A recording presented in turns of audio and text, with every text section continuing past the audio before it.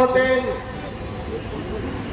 সাম্প্রদায়িক সম্প্রীতি, সদ্ভাবনা এবং হিন্দু মুসলিম শিখ ইসাই যে মিলন বন্ধনের কথা আলোচনা করছিলেন, আমি তাদেরকে সাধুবাদ জানাই, কৃতজ্ঞতা জানাই।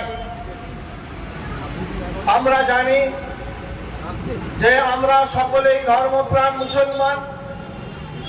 মুসলমানের পরিচিতি একজন আদর্শ মুহাম্মদ সাল্লাল্লাহু আলাইহি ওয়াসাল্লামের অনুসারী, অনুগামী যে আদর্শ হওয়া উচিত, সেসব কথা আমরা সকলেই প্রায় সময় আলোচনা করে থাকি।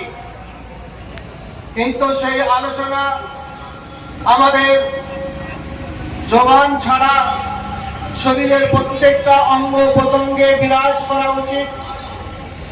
আমাদের বাস্তব জীবনে সেগুলো ফুটিয়ে তোলা উচিত। আমাদের সমাজের মধ্যে সেগুলোকে বাস্তবায়ন করা উচিত। আমাদের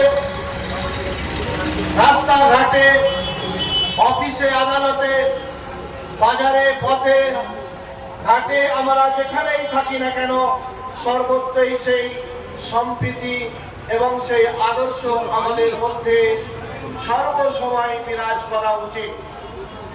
কিন্তু দুঃখের বিষয়, আমাদের এই সম্প্রীতি, আমাদের এই মেলবন্ধন, আমাদের মাঝে যে মিলনের সেতু রয়েছে, সেই সেতুকে মাঝখান থেকে ভেঙে দেওয়ার জন্য একটা অশুভ শক্তি, তারা সর্বসময় খড়গহস্ত হয়ে আছে। তারা সেই অশুভ শক্তি, যারা ব্রিটিশ থেকে দেশকে স্বাধীন করার বিষয়ে রক্ত দূরের কথা, এক ফোঁটা ঘাম পর্যন্ত ধরাতে পারেনি। তারা ওই সমস্ত গোষ্ঠী যারা এই দেশের স্বাধীনতা সংগ্রামীদেরকে ব্রিটিশদের ফাঁসির মঞ্চে পৌঁছে দেওয়ার জন্য সাহায্য সহযোগিতা করত।